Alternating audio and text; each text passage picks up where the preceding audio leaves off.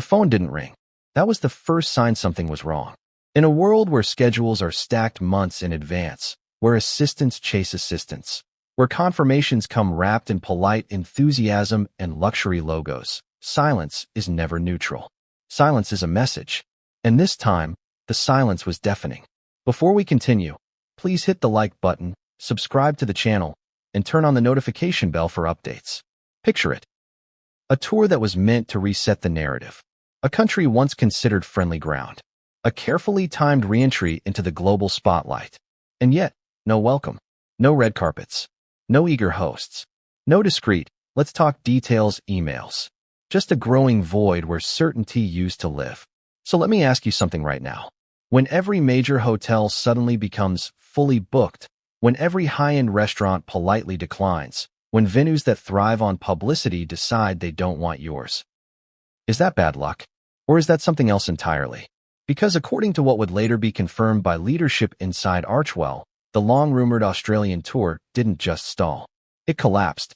And when that reality finally landed, it didn't land gently. This story isn't just about a canceled trip. It's about reputation, power, control, and what happens when a carefully managed image runs headfirst into a wall of quiet resistance. The kind no press release can fix. At first, everything looked perfect on paper. Australia wasn't chosen randomly. It was strategic, symbolic, emotional. This was the place where crowds once gathered, where cameras once flashed, where the narrative used to feel warm. A return here wasn't just travel. It was validation. Behind the scenes, planners talked about momentum, about optics, about proving something without having to say it out loud. Because if Australia embraced them again, the thinking went, the rest of the world would follow. But something shifted. Not loudly, not dramatically. No protests, no open letters, no dramatic headlines screaming rejection, just closed calendars. At first, aides assumed it was timing. End of quarter, someone said. Busy season. Another blamed renovations. Another suggested supply chain issues. All reasonable, all plausible, until the excuses started repeating. Same phrasing, same delays, same careful tone, over and over again. Here's a detail most people miss. High-end hospitality doesn't say no directly. It delays. It softens. It redirects. It uses language designed to keep doors open without committing. And when multiple independent venues start doing that at the same time, industry insiders recognize it instantly. It's a freeze-out. No confrontation. No fingerprints. Just distance. Now imagine being the people on the receiving end of that distance. Emails sent, followed up on, then quietly unanswered. Calls returned days later with vague apologies. Schedules that never quite align. And all the while, the clock keeps ticking. The tour had a window. Miss it, and the moment would pass. Everyone involved knew that, especially the people at the very top. Inside Archewell, conversations reportedly grew tense. Early optimism gave way to contingency planning, then to quiet concern, and finally to something far more uncomfortable. Acceptance. That's when the Archewell CEO stepped in. Executives are trained to deliver bad news. But there's bad news, and then there's news that threatens the entire premise of a plan. This wasn't about moving dates or switching venues. This was about admitting something no one wanted to admit yet. Australia wasn't happening. Not because of safety, not because of logistics, but because no one would host it. Think about that for a moment. In an industry built on visibility and prestige, the refusal to engage speaks louder than any protest ever could. And that's where the emotional temperature changed. Because for some people, a canceled tour is a setback. For others, it's a personal rejection. This is where sources describe a sharp shift in tone, where frustration turned into anger, where disbelief turned into blame, where the question stopped being what went wrong and became who did this to us. Those are very different questions. You see, for years, the Sussex strategy leaned on one core assumption.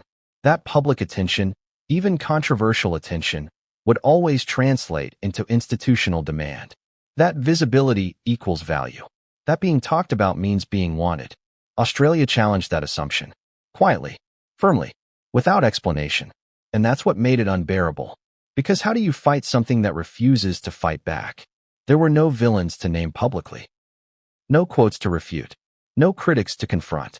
Just an invisible barrier made of polite emails and unavailable calendars. Behind the scenes, advisors reportedly urged restraint. Don't react, they said. Let it cool. Others suggested reframing. Maybe the tour wasn't necessary. Maybe it could be repositioned as a pause, not a failure. But pauses don't feel like pauses when they aren't your choice. And here's where the emotional core of this story begins to surface. Because according to insiders, the news didn't land as a neutral update. It landed as a shock, as an insult, as proof that something fundamental had changed. This wasn't supposed to happen. Not here. Not like this. And yet, the confirmation came anyway. Carefully worded. Professionally delivered. The Australian tour was being axed. Not postponed. Not rescheduled. Axed. And with that confirmation came something else. Silence. No announcement. No explanation. No dramatic rebuttal. Just a sudden absence where anticipation used to be. Have you noticed that pattern before? When plans vanish without explanation, it's often because explaining them would raise questions no one wants asked yet. Questions like, why? Why would hotels that happily host controversial figures draw the line here? Why would restaurants that thrive on celebrity attention decide it's not worth it? Why would an entire hospitality ecosystem, known for pragmatism, suddenly act in unison? Those questions don't have simple answers. And that's exactly what makes them dangerous. Inside the Sussex household, sources say reactions diverged. One response was fiery, emotional, loud. A reaction rooted in the belief that this was unjust, that it was unfair, that someone, somewhere, had deliberately undermined the plan. The other response was quieter, withdrawn, strategic, because while anger looks powerful, silence can be protective. This difference in reaction matters more than it seems. It hints at deeper fractures, at different interpretations of what just happened, at conflicting instincts about what comes next. And remember, this was supposed to be a reset, a show of strength, a reminder of relevance.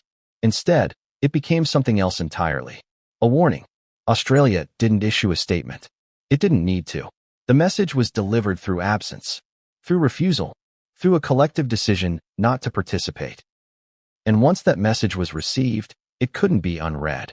Because when one country closes its doors quietly, others start watching, comparing notes, asking their own risk questions. That's how reputational shifts spread. Not through headlines, but through private conversations. The kind the public never hears. Yet. So as you sit there watching this unfold, ask yourself this. What's more damaging to a public figure? Loud criticism or polite rejection? Because one can be spun, the other cannot. And this is only the beginning. Because the moment the Australian tour was officially axed, something else started moving behind the scenes. Something far more consequential than a cancelled itinerary. And what happened next would expose just how fragile the entire operation had become. What if this tour wasn't just another appearance?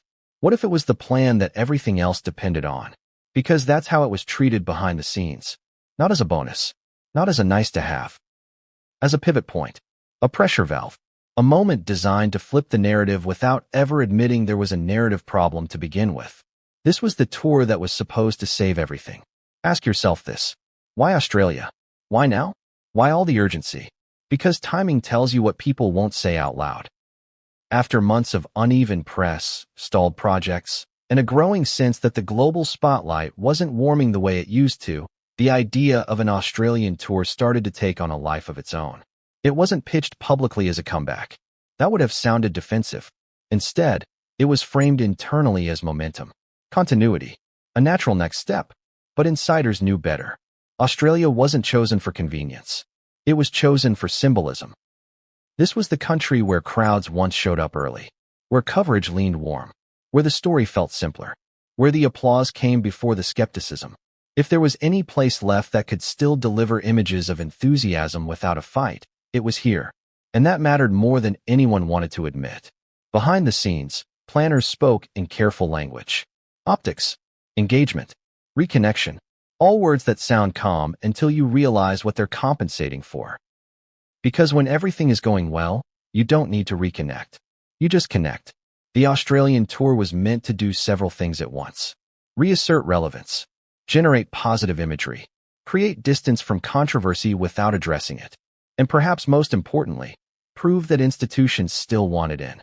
Not fans. Not clicks. institutions, hotels, venues, restaurants, sponsors adjacent enough to signal legitimacy without ever issuing a statement. That's the real currency of power. Being quietly welcomed. And for a while, the plan appeared to be moving. Emails went out. Calendars were tentatively blocked. Mood boards circulated. There was talk of routes, of curated moments, of organic interactions that would just happen to be photographed at the right angles. Does that sound familiar? Because it should. It's the same formula that's been used before. And when it works beautifully. When it doesn't, it collapses in on itself. At first, there were small delays. A response that took a day longer than expected. A call pushed to next week. Nothing alarming on its own. In fact, if you've ever worked in logistics, you know this is normal. Plans breathe before they solidify. But here's where the pattern started to feel off. The delays weren't chaotic. They were synchronized. Different venues. Different cities. Same tone. Polite. Non-committal. Vague. We're reviewing availability. Let's revisit after the holidays. Our calendar is unusually full at the moment. Unusually full. In hospitality, that phrase is a shield. It protects relationships without opening doors. And when you hear it once, you shrug. When you hear it 10 times from unrelated partners, you start paying attention. Inside Archewell, some staff reportedly began to feel the shift before leadership did. Assistants notice things executives don't. They feel the temperature change in inboxes. They sense when enthusiasm has drained out of conversations. One source described it this way: the energy was gone. No follow-up questions. No curiosity. No, how can we make this work? Just distance. And that distance was the first crack in the illusion. Because let's be honest, this wasn't a budget tour. This wasn't a low-profile visit. This was a high-visibility, high-stakes operation involving security considerations, reputational calculus, and media exposure. For venues, hosting wasn't just about space. It was about risk. And that's the part no one wanted to say out loud. Risk isn't always about danger. Sometimes it's about distraction. About protests. About becoming a headline when you'd rather remain a footnote. About being pulled into a narrative you didn't ask to be part of. So while the public never saw outright refusals, insiders began to recognize the signs of quiet withdrawal. And here's the contradiction that made this sting. At the same time venues were backing away, public discourse still buzzed. Names still trended. Articles still got clicks. On the surface, visibility remained. But visibility without invitation is a very different thing. It's one thing to be talked about. It's another to be hosted. That gap between attention and acceptance is where this story lives. As days turned into weeks, planners began to scramble. Alternative options were floated. Smaller venues. Private spaces. More controlled environments. Anything that could salvage the shape of a tour, even if the scale had to shrink. But shrinking was the opposite of the point. This wasn't supposed to be discreet. It was supposed to be affirming. And with every workaround proposed, the original goal drifted further away. That's when tension reportedly started to rise. Not panic yet, just irritation. The kind that surfaces when expectations collide with resistance. When you feel owed something and can't understand why it's being withheld. Was this political? Was it media pressure? Was it backlash from previous visits? Or was it something more personal? No one had answers. And in the absence of answers, people tend to fill the silence with suspicion. One insider described meetings that went in circles. Same questions. Same reassurances. Same insistence that this was temporary. It'll turn, someone said. They just need time, another insisted. This always happens at first. But always is a dangerous word. Because this time, it didn't turn. Instead, the silence hardened. And then came the moment no one could spin anymore. A key venue, considered essential to the tour's credibility, quietly declined. Not with an excuse. Not with a delay. With a polite, final no. That changed everything. Because once one door closes openly, others feel safer closing theirs too. That's how collective decisions crystallize. No conspiracy required. Just shared instincts. Within days, the internal conversation shifted from when to if. That's when leadership stepped in. Executives don't act until they have to. But once they do, it's because the math has changed. The Archewell CEO reportedly reviewed the situation and came to a conclusion that couldn't be softened. There was no path forward that didn't involve reputational damage. Proceeding with a fragmented, scaled-down tour would invite questions. Canceling quietly would avoid them, at least for now. And so the decision was made. The Australian tour was axed. Not announced. Not defended. Just removed from the board. For some, this was a strategic retreat. For others, it felt like betrayal by a system that was supposed to respond to status. And here's where the emotional fault line appeared. Because not everyone interpreted the cancellation the same way. To some, it was a warning sign, a signal to reassess, to pull back, to rethink the approach. To others, it was an insult, a refusal that demanded a response. And that difference matters, because how you interpret rejection determines how you react to it. Sources suggest that when the confirmation became unavoidable, emotions ran high. Not sadness, anger, the kind rooted in disbelief, in the conviction that this shouldn't be happening. After all, the logic seemed airtight. Global recognition, media attention, a proven track record of drawing eyes. Why wouldn't venues want this? Unless they didn't see it the same way anymore. That realization is uncomfortable. It forces a confrontation with a possibility few want to consider, that the value proposition has changed. And that's the question hovering over everything now. What happens when the story you tell yourself no longer matches the story institutions are responding to? Because Australia didn't shout. It didn't explain. It simply declined. And in doing so, it exposed something fragile beneath the surface. The tour that was supposed to save everything instead revealed how much needed saving. And the fallout from that realization was only just beginning. Because the moment the tour was axed, the reaction behind closed doors set off a chain of events no one had planned for. And what happened next would turn quiet disappointment into something far louder. Did you ever notice how the real story rarely lives in public statements? It lives in inboxes, in late-night calls, in meetings where people lower their voices and choose their words carefully because they know exactly how fragile the situation has become. So let me ask you this. When a project starts failing quietly, who feels it first? Not the public, not the headlines, the people inside the machine. Because long before the Australian tour was officially axed, something had already gone wrong inside the operation that was supposed to make it happen. And that brings us inside the rooms no cameras ever see. Behind closed doors at Archewell, the mood shifted before the message ever did. At first, the internal atmosphere was still confident, calm, almost dismissive of early warning signs. This wasn't the first time plans had encountered resistance. Every high-profile operation hits friction.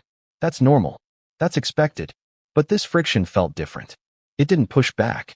It didn't argue. It didn't negotiate. It simply refused to engage. And that's the kind of resistance you can't outmaneuver. Inside the organization, staff began noticing subtle changes. Calendars that stayed blank longer than they should. Partners who once responded within hours now taking days. Conversations that used to feel collaborative becoming strangely procedural. Have you ever been in a situation where people are still polite, but the warmth is gone? That's where this story turns. Because Archewell isn't just an administrative hub. It's the nerve center. It's where public-facing ambition meets logistical reality. And when those two stop aligning, pressure builds fast. Initially, the team treated Australia like any other major initiative. There were briefing documents, talking points, carefully curated goals that balanced public goodwill with controlled exposure. Everything was designed to feel intentional, effortless, inevitable. But inevitability is an illusion that only exists when others buy into it. Inside planning meetings, there was a growing awareness that buy-in was slipping. One staffer reportedly raised concerns early, not dramatic ones, just questions. Are we sure these venues are fully on board? Do we have hard confirmations yet? Why are so many replies phrased the same way? Those questions didn't land well. Because questioning momentum feels like negativity when leadership still believes in the outcome. Optimism can be powerful, but it can also blind. So the early concerns were smoothed over, reframed, explained away. Australia was just slower, different culture, more cautious, nothing to worry about. Until there was. As weeks passed, internal check-ins grew more frequent. The same names kept appearing on agendas. The same unresolved points circled back. At some point, repetition stops being reassurance and starts being alarm. That's when the Archewell CEO became more directly involved. Executives don't micromanage unless something's off. Their time is too valuable. When they step in, it's because the risk profile has shifted. And this had shifted dramatically. The CEO reportedly requested a comprehensive status update. Not a highlight reel. Not optimistic projections. The raw reality. What came back was unsettling. Plenty of conversations. Very few commitments. Lots of interest expressed verbally. Almost none reflected in contracts. And in high-level operations, if it's not written down, it doesn't exist. Here's the contradiction that started to gnaw at leadership. Externally, the Sussex brand was still generating attention. Media coverage remained steady. Social media engagement hadn't collapsed. On paper, nothing looked dire. But internally, doors were closing. And when that disconnect appears, it forces a brutal question. Is attention enough? Because institutions don't operate on vibes. They operate on risk assessments. And those assessments were changing. Hospitality partners weren't afraid of crowds. They were afraid of complications. Protests. Disruptions. Staff safety. Being dragged into polarized narratives they couldn't control. None of that shows up in public statements. It shows up in cautious behavior. That's why Archewell's outreach began to feel like pushing against glass. You can see through it. You can reach toward it. But there's no way forward. As internal discussions intensified, so did emotional stakes. For some team members, this was deeply personal. Careers get built on successful projects and quietly stalled by failed ones. The pressure to deliver was enormous. And yet, the tools to deliver were slipping away. One source described the atmosphere as strained but restrained. No shouting, no meltdowns, just a sense of unease that hung in the air during meetings. The kind where everyone knows something is wrong, but no one wants to be the first to say how wrong. Meanwhile, messaging remained carefully controlled. There was no public mention of Australia being in trouble. No hints. No recalibration. The outside world continued under the assumption that plans were moving forward. Inside, the language began to change. Words like if replaced when. Contingencies replaced schedule. Alternatives replaced venues. That shift might sound subtle. It wasn't. It marked the moment optimism gave way to damage control. And damage control is always reactive. This is where the Archewell CEO faced an uncomfortable choice. Push harder and risk a public failure, or pull back quietly and absorb the internal fallout. Neither option was clean. Proceeding without institutional support would invite scrutiny. Canceling would invite speculation. But speculation can be managed. Visible failure cannot. So leadership leaned toward silence. The decision wasn't framed as defeat. It was framed as prudence, as reassessment, as choosing the right moment. But behind the polished language was a stark reality. The tour could not be executed at the level required to justify its existence. And that realization hit different people in different ways. Some accepted it as strategic necessity. Others felt blindsided, frustrated, even angry. Because to them, this wasn't just a logistical setback. It was a statement. A statement that something had shifted beyond their control. And that's when internal tensions began to surface more clearly. Questions turned sharper. Voices grew more clipped. The unspoken became harder to ignore. Why weren't partners responding? Who had spooked them? Was this about past controversies? Media narratives? Political sensitivities? Or was it simply fatigue? No one had definitive answers. And uncertainty breeds paranoia faster than truth ever could. Within Archewell, roles that once felt aligned began to pull in different directions. PR teams wanted to hold the line. Operations wanted clarity. Advisors wanted caution. And hovering over everything was the knowledge that this wasn't just about Australia. It was about what Australia represented. If a country once considered friendly ground was now quietly closing ranks, what did that mean for future initiatives elsewhere? Europe, Canada, Asia. The ripple effects were impossible to ignore. That's why the confirmation mattered so much. When the Archewell CEO finally acknowledged that the Australian tour was off the table, it wasn't just an update. It was a reckoning. It forced everyone to confront a reality they'd been skirting around for weeks. The machine wasn't stalling because of bad timing. It was stalling because cooperation was drying up. And cooperation is the one thing no amount of visibility can replace. Inside the organization, reactions were mixed. Some felt relief. At least the uncertainty was over. At least the bleeding could stop. Others felt exposed, vulnerable. as if a protective illusion had been stripped away. And then there were those who felt something else entirely. Betrayal. Because from their perspective, the world had changed the rules without warning. The same strategies that once worked were now being quietly rejected. That kind of shift can feel deeply personal, especially when you believe your status should insulate you from it. As the reality set in, the internal narrative began to fracture. Was this a temporary setback or a sign of deeper erosion? Was this about Australia, or was Australia just the first to say no? Those questions lingered in the air, unanswered. And while leadership worked to keep everything contained, emotions behind closed doors were anything but contained. Because once the decision was final, it triggered conversations that had been delayed for too long. Conversations about relevance, about risk, about whether the current approach was sustainable. And those conversations didn't stay quiet for long.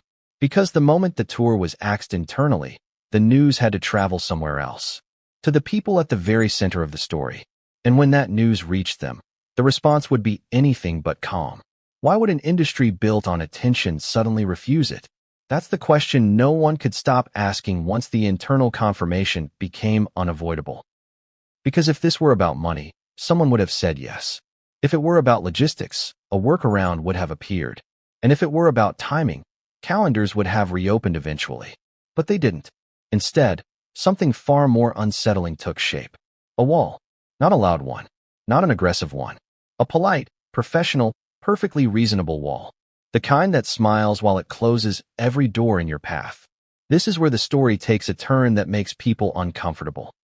Because this wasn't about one hotel, or one restaurant, or one venue having cold feet. It was about all of them. Let me ask you something. Have you ever tried to book something important and noticed how quickly people respond when they want you? How eager they are to lock you in, to upsell, to accommodate special requests. Now imagine the opposite. Imagine sending feelers to top-tier venues and receiving replies that all sound eerily similar. Not copied, not coordinated, just aligned. Unfortunately, we're unable to accommodate it this time. Our calendar is unexpectedly full. We won't be the right fit for this engagement. Right fit. That phrase alone says more than any rejection ever could. Because hospitality isn't just about space. It's about optics, about association, about who you align your brand with and who you quietly keep at arm's length. And that's what made this moment so striking. Australia's hospitality sector is pragmatic. It hosts controversial figures all the time. Politicians, business magnates, celebrities with baggage. That's not unusual. So why now? Why this collective hesitation? Here's what insiders began to understand, slowly and painfully. Hosting this tour wasn't seen as neutral. It was seen as a statement. And statements carry risk.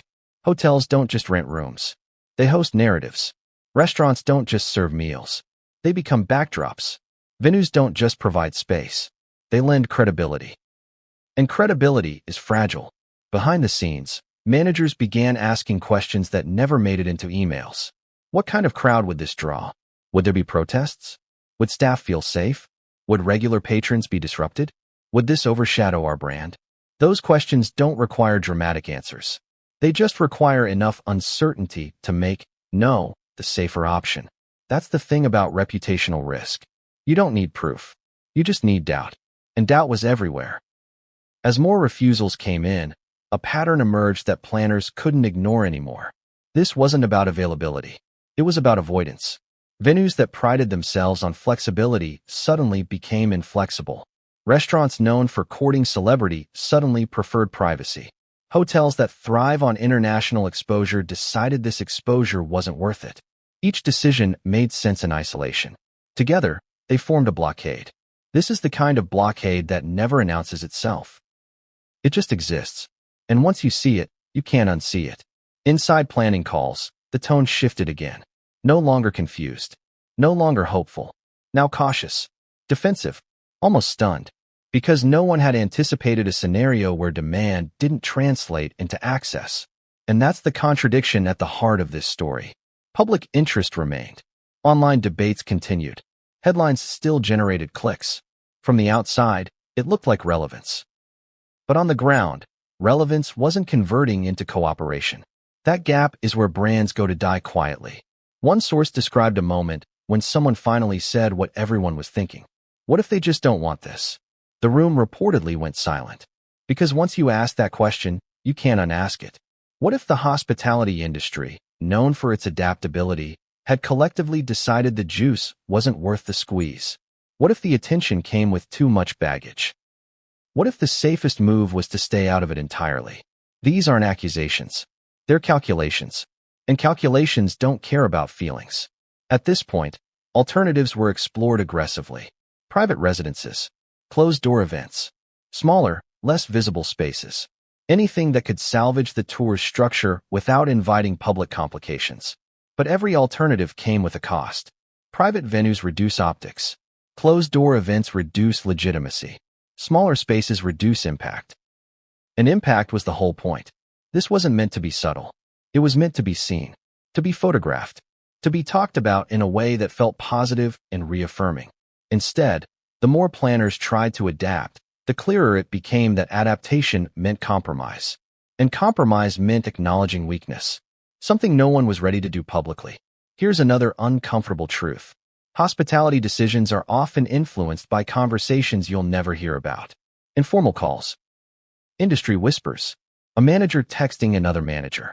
A quiet heads-up passed along without malice. No conspiracy required. Just shared instincts. If one high-profile venue expresses hesitation, others pay attention. If one incident causes disruption elsewhere, memories linger. If one brand becomes polarizing, risk aversion spreads. That's how walls get built. Brick by brick.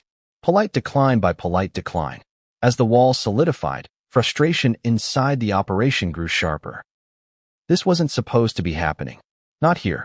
Not after everything. And yet, no amount of frustration could change the reality. Because you can't force someone to host you without turning the entire event into a controversy. And controversy was exactly what this tour was meant to avoid. That irony didn't go unnoticed. The more resistance appeared, the clearer it became that the very presence of the tour might create the spectacle it was designed to counteract. That realization was devastating. Because it meant the problem wasn't execution. It was perception. And perception is notoriously hard to fix once it turns. So while public silence continued, internal discussions grew more blunt. Some advisors argued for pulling the plug immediately to avoid embarrassment. Others held out hope that one major venue would break ranks and open the door. But hope is not a strategy, and no one stepped forward. What made this even harder to process was the lack of confrontation. No one said, "We won't host you because of X." No one issued a statement. No one took responsibility. They didn't need to. Their absence did the talking. As the days passed, the list of unavailable venues grew longer. And with each addition, the possibility of a credible tour shrank. Eventually, the math became undeniable. Without institutional backing, the tour would look hollow, forced, awkward. A shadow of what it was meant to be. And that's when leadership made the call. But the emotional fallout didn't stop there. Because once the hospitality wall was acknowledged internally, it raised a far more dangerous question. If Australia was willing to quietly shut the door, who else was watching? Who else would follow? And what did that mean for future plans already in motion? The wall didn't just block a tour. It cast a shadow over everything that came next. And while the public remained unaware, behind the scenes something else began to happen. Anger started to replace disbelief. Because for some, this wasn't just rejection. It felt like humiliation. And humiliation demands a response. But the response that came next would only make things worse. Do you remember when Australia used to feel different? When the crowds showed up early. When the coverage felt warmer. When the mood leaned curious instead of critical. When visits didn't feel like calculations, but celebrations. That memory mattered more than anyone realized. Because Australia wasn't just another stop on a map. It was a symbol, a measuring stick, proof that the magic still worked somewhere. And that's exactly why what happened next hit so hard. Because the shift didn't arrive with boos or banners. It arrived with indifference. A colder reception. A quieter tone. A noticeable absence of enthusiasm that no one could quite explain away. Ask yourself this. When a country that once embraced you suddenly keeps its distance, what changed? The place or you? That question haunted every conversation as planners began to confront a reality they'd been avoiding. Australia's mood had shifted. Not overnight. Not dramatically. Gradually, subtly, almost politely, and that made it far more dangerous. In the past, Australian visits carried a certain energy. Media outlets framed appearances as events. Crowds gathered with curiosity. The narrative felt lighter, less loaded. There was room for goodwill. But this time, something was missing. Excitement. The coverage that did appear felt muted. Analytical. Detached. Less interested in spectacle and more interested in consequences. And that shift didn't start with the tour planning. It started long before. Australia, like many places, had been watching. Watching interviews. Watching documentaries. Watching public disputes unfold across oceans. Watching narratives harden instead of soften. Over time, familiarity breeds fatigue. And fatigue doesn't announce itself. It just lowers the temperature of a room. This wasn't about hostility. That would have been easier to manage. Hostility gives you something to push against. This was about disengagement. And disengagement is deadly to momentum. Inside planning discussions, some tried to downplay it. The media cycle is different now, they said. Audiences are more cynical everywhere. Others blamed global events, news saturation, shorter attention spans. All of that was partially true, but it didn't explain the uniformity. Because when a mood shifts collectively, it's rarely accidental. Australian institutions are famously pragmatic. They don't chase drama for drama's sake. They weigh outcomes. They calculate backlash. They value stability. So when the hospitality sector quietly stepped back, it wasn't because of one headline or one controversy. It was because the overall cost-benefit equation no longer looked favorable. Hosting once felt like an opportunity. Now it felt like a liability.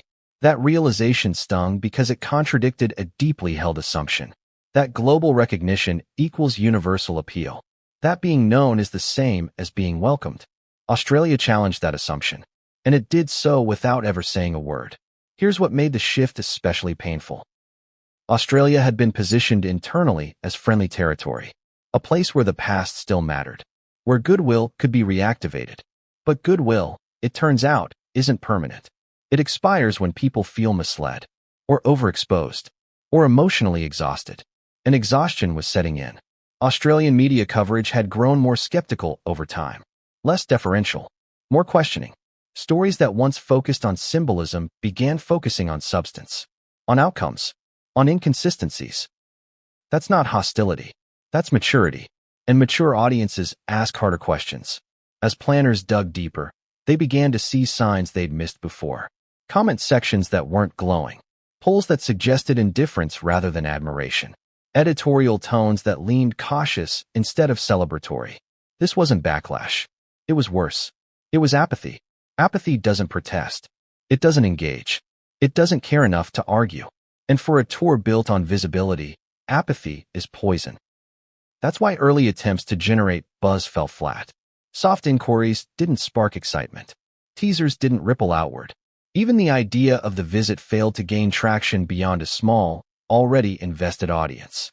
For venues, this lack of organic enthusiasm mattered. Hosting high-profile figures isn't just about status. It's about drawing crowds, about energy, about buzz. And buzz was conspicuously absent. One industry observer put it bluntly, there was no upside. That sentence echoed through internal discussions like a verdict. Because if there's no upside, there's no incentive. And without incentive, even the most polite industry will quietly bow out. This is where the emotional stakes escalated. Australia wasn't supposed to be difficult. It wasn't supposed to hesitate. It wasn't supposed to reflect broader doubts. But it did. And in doing so, it forced a reckoning no one wanted. Was this a localized issue or a global trend? If a country once seen as receptive now felt distant, what did that say about the broader climate? That question sat heavy in the air. And then came the comparisons. Quietly at first, then more openly. How does this compare to previous visits? Someone asked. The answer was uncomfortable. Crowds were smaller. Coverage was cooler. Institutional enthusiasm was noticeably absent. The contrast was undeniable. This wasn't the Australia of before. But then again, neither were the visitors. That realization hurt because it pointed inward. It suggested that the problem wasn't geography. It was perception. And perception doesn't change because you want it to. It changes when behavior changes. That's why advisors began suggesting caution. Maybe Australia wasn't the right place for a reset anymore. Maybe the optics were too complicated. Maybe forcing the issue would backfire. Those suggestions didn't land well. Because for some, pulling back felt like surrender, like admitting decline, like accepting that the window had closed. And that was unacceptable. Behind closed doors, emotions ran high. Frustration mixed with disbelief. Anger mixed with denial. How can they forget everything? One source reportedly said. But forgetting isn't the same as reevaluating. Australia hadn't forgotten. It had recalibrated. It had weighed what hosting meant now versus what it meant then. And it had decided, quietly, that the equation no longer balanced. That's what made the snub feel so personal. Because it wasn't about one bad headline. It was about a long arc of diminishing returns. And long arcs are harder to fight than single moments. As this reality set in, messaging strategies began to shift. Less emphasis on enthusiasm, more emphasis on neutrality. If the tour couldn't be celebrated, maybe it could at least pass without friction. But neutrality doesn't inspire. And it certainly doesn't justify a high-stakes tour. That's when the final realization landed. Australia wasn't rejecting out of spite. It was opting out of caution. And caution spreads. Once one country signals disengagement, others pay attention. They ask their own questions. They run their own calculations. Australia wasn't just closing its doors. It was setting a precedent. And that precedent terrified people inside the operation. Because if the warmest room had gone cold, where else would the temperature drop next? That fear lingered long after the tour was officially axed. Because canceling a tour is one thing. Realizing why it had to be canceled is another. And that realization triggered reactions far more volatile than anyone anticipated. Because when pride meets public indifference, the result is rarely quiet acceptance. It's rage. And the moment that rage surfaced, the story took a far darker turn. Who delivers the bad news when no one wants to hear it? That's not a rhetorical question. It's a moment. A real one. The kind that sits heavy in a room before a single word is spoken. The kind that changes how people see you once you've said it out loud. Because up until now, everything had been theoretical. Warnings, signals, patterns, quiet refusals that could still be reframed as temporary hesitation. But this moment, this was final. The Archewell CEO didn't wake up planning to end the tour. That's not how these decisions happen. They accumulate. They harden. They become unavoidable. And when that point arrives, someone has to say the words no one else will. Let me ask you this. Have you ever been in a meeting where everyone already knows the answer, but no one wants to say it first? That's what this was. The data was clear. The hospitality wall was real. Australia's mood had shifted. The risk of proceeding now outweighed any potential upside. Still, saying it out loud meant something else entirely. It meant acknowledging that a carefully constructed plan had failed. Not loudly, quietly, which somehow makes it worse. The CEO reportedly approached this with caution. Not emotion, not dramatics, just facts, timelines, risk assessments, a breakdown of what could and could not be salvaged. No sugarcoating. And that tone alone set off alarm bells. Because when leadership stops spinning and starts stating, you know the situation has crossed a line. The message was delivered in stages. First internally, senior staff, advisors, the people who needed to know before anyone else. The language was deliberate, not postponed, not delayed, not rescheduled. Axed. That word landed hard. Because axed doesn't leave room for hope. It doesn't invite optimism. It doesn't suggest a future revisit. It ends things. And once it was said, the room reportedly went very quiet. You could almost feel the collective recalibration happening in real time. Careers being reassessed. Strategies being reconsidered. Loyalties being tested. For some, this confirmation brought a strange sense of relief. The uncertainty was over. The guessing could stop. For others, it felt like the ground had shifted under their feet. Because if Australia was off the table, what else was? That question hovered uncomfortably as the CEO laid out the reasoning. Venue refusals, brand risk, lack of institutional support, the inability to execute the tour at a level that justified its existence. No emotion, just reality. But reality has emotional consequences whether you acknowledge them or not. This wasn't framed as failure. It was framed as prudence, as choosing not to walk into a situation that could spiral out of control. And from a purely executive standpoint, that made sense. But this wasn't just an executive decision. It was a personal one for the people at the center of the story. And that's where things began to unravel. Because once the internal confirmation was delivered, it had to travel upward. To the principals. To the people whose names were attached to the tour, whose image was bound up in its success or failure. And how you deliver bad news to those people matters just as much as the news itself. Sources describe a careful approach. No ambush. No surprises. Just a direct explanation that the tour could not proceed as planned. But even the most careful delivery can't soften the blow of rejection, especially when that rejection doesn't come with a clear villain. There was no one to blame publicly. No single venue that could be called out. No protest that could be condemned. Just a collective decision not to participate. And that's infuriating. Because how do you fight a refusal that doesn't accuse you of anything? The confirmation reportedly triggered immediate tension. Not shouting at first. Not overt anger. More like disbelief. The kind that manifests as repeated questions. Are we sure? Did we exhaust every option? What about alternatives? What about private spaces? All valid questions. All already answered. Yes. Yes. They were considered. They weren't viable. And with each answer, the reality sank deeper. This wasn't a scheduling issue. It was a reputational one. That distinction matters because reputational problems don't get solved by logistics. They get solved by time, behavior, and perception shifts, none of which are quick. That's when emotions reportedly began to surface. Because for some, the tour wasn't just a project. It was a statement, a way to reassert relevance, to prove that global appeal hadn't diminished. Losing that opportunity felt like losing ground. And losing ground feels like losing control. The CEO's confirmation didn't just end a tour. It challenged a narrative. A narrative that said attention equals influence. That visibility guarantees access. That being talked about ensures being wanted. Australia shattered that narrative. And the person who delivered the confirmation became, unfairly, the face of that shattering. Here's another layer people don't talk about. When a high-profile plan fails quietly, everyone involved wonders the same thing. Who knew first? Who didn't push hard enough? Who was going to take the fall? Those questions create fault lines. Inside Archewell, some staff reportedly worried about blame, about optics, about how this would be perceived by donors, partners, and future collaborators. Would this cancellation leak? Would it be framed as strategic? Or would it be read as rejection? The CEO was keenly aware of that risk. That's why the decision was paired with strict silence. No public acknowledgement. No explanation. No narrative to push. At least not yet. Because sometimes the best way to manage a story is to not tell it at all. But silence is a gamble. And this gamble depended on one thing. That the people most affected would accept the decision quietly. That didn't happen.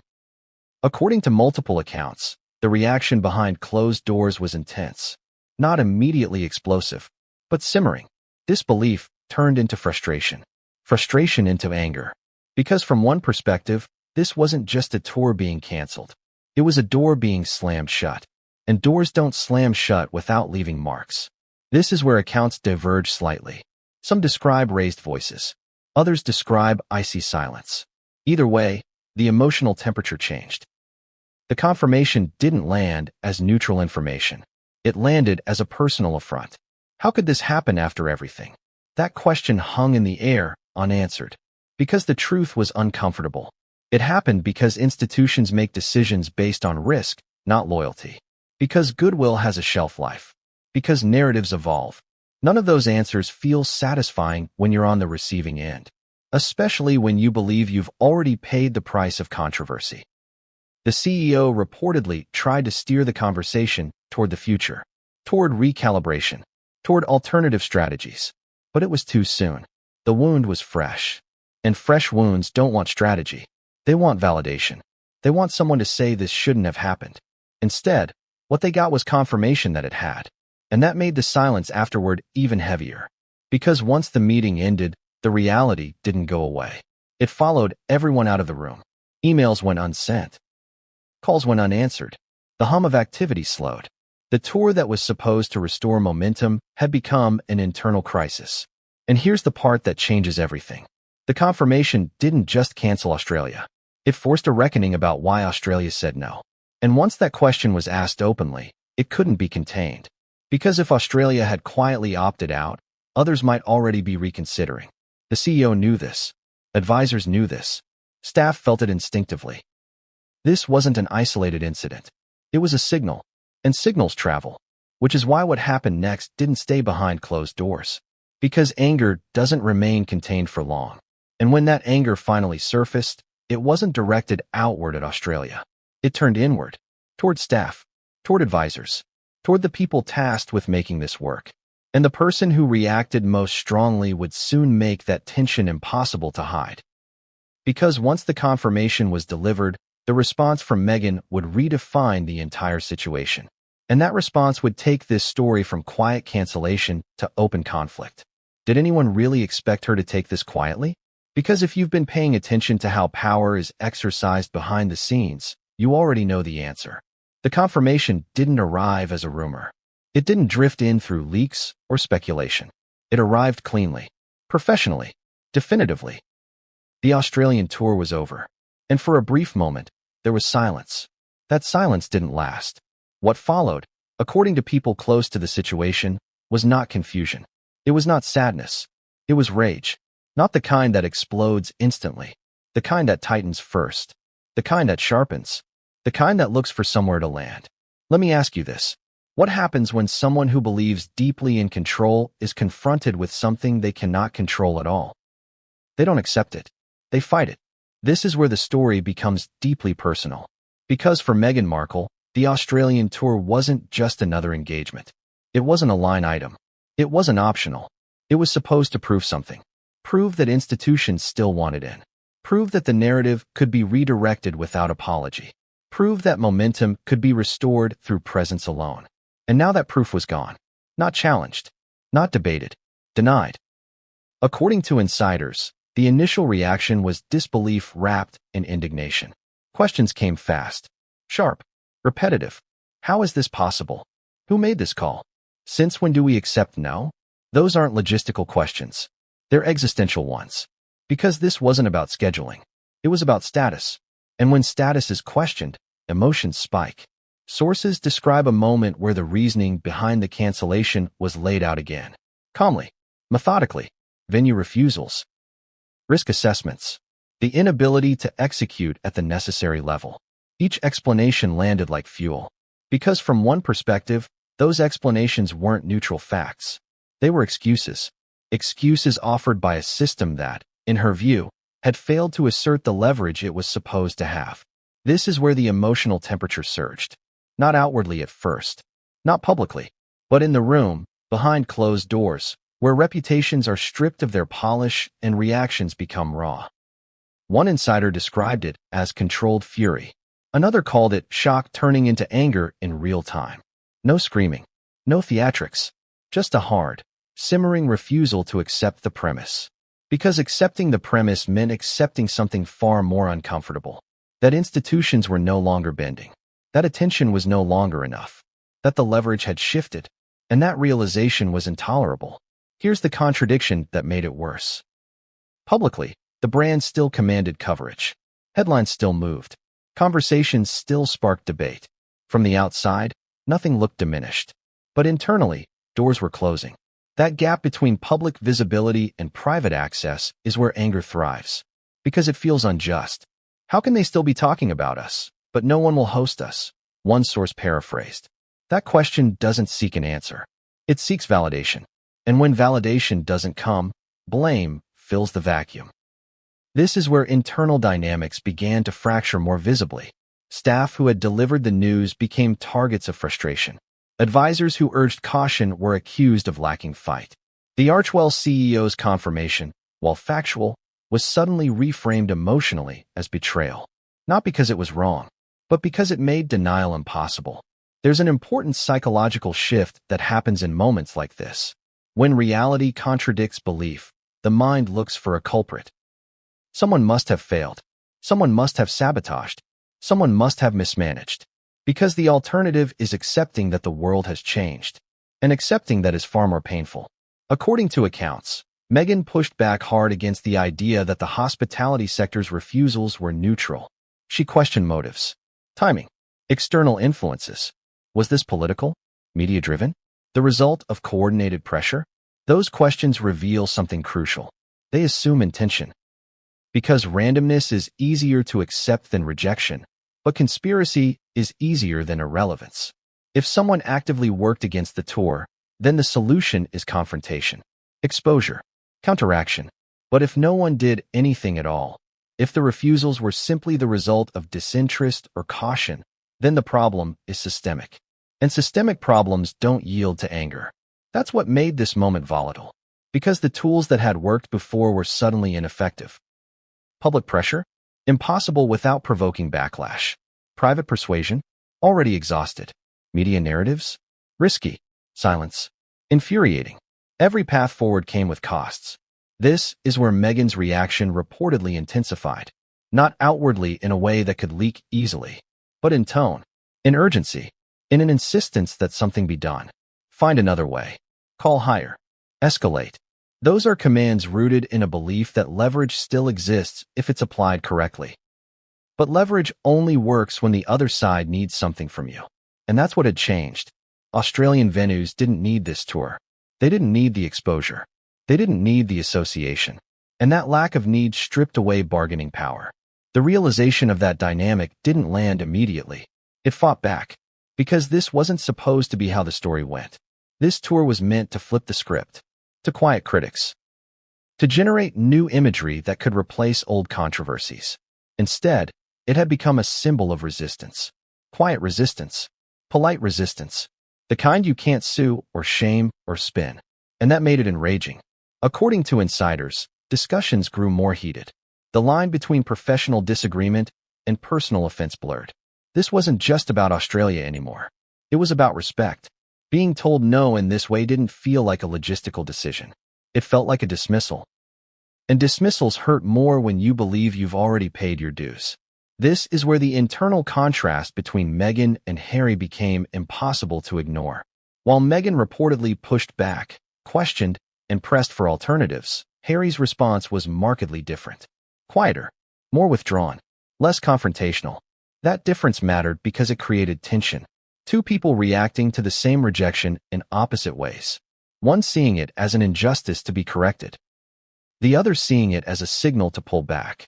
That divergence set the stage for deeper conflict. Because when partners disagree on how to respond to loss of control, the loss compounds. Inside the household, sources say the mood darkened. Conversations circled the same points. Frustration had nowhere to go. And frustration, when contained, turns inward. The Australian tour's cancellation didn't just cancel travel plans. It canceled an illusion of inevitability. That illusion had been protective. Comforting. It suggested that no matter what happened, the doors would always reopen somewhere else. Australia challenged that belief. And Meghan wasn't ready to accept it. Not emotionally. Not strategically. Not publicly. So instead of acceptance, there was resistance. Instead of recalibration, there was rage. Not reckless rage. Focused rage. The kind that looks for leverage in unexpected places. And that's where things began to get dangerous. Because when institutional doors close, people often turn to the court of public opinion. They leak. They frame. They apply pressure indirectly. And while no immediate public explosion followed, the tension didn't dissipate. It gathered. And behind that gathering tension was a growing sense that someone had to pay for this humiliation. Someone had to be held responsible. And that responsibility wasn't going to land on Australia. It was going to land closer to home. Because the next phase of this story wouldn't be about canceled tours. It would be about blame. And the first cracks in the Sussex operation were about to become impossible to hide. Why didn't he fight back? That was the question that lingered in the air long after the anger had burned itself out. Long after voices lowered. Long after doors closed. Long after the immediate shock of the cancellation had settled into something heavier. Because while one reaction was loud, urgent, and confrontational, the other was quiet. Almost unsettlingly so. And silence, in moments like this, is never empty. So let me ask you directly. When a crisis hits and one partner goes on the offensive while the other retreats into stillness, what does that tell you? It tells you they are not processing the same reality. For Prince Harry, the axing of the Australian tour didn't trigger outrage. It triggered withdrawal. According to people close to the situation, his response wasn't explosive. It wasn't argumentative. It wasn't fueled by disbelief. It was subdued, measured, almost resigned. And that difference in reaction would quietly reshape everything that followed. Because while Meghan reportedly saw the cancellation as an injustice, Harry appeared to see it as confirmation. Confirmation of what, exactly? That's where things get complicated. Harry has lived his entire life inside institutions. He knows how they move, how they retreat, how they close ranks without explanation. He understands, perhaps more than anyone else in the room, what it feels like when the tone changes and the invitations stop coming. He's seen it before, and that familiarity matters. Sources describe Harry's response as introspective rather than combative. He didn't push staff for alternatives.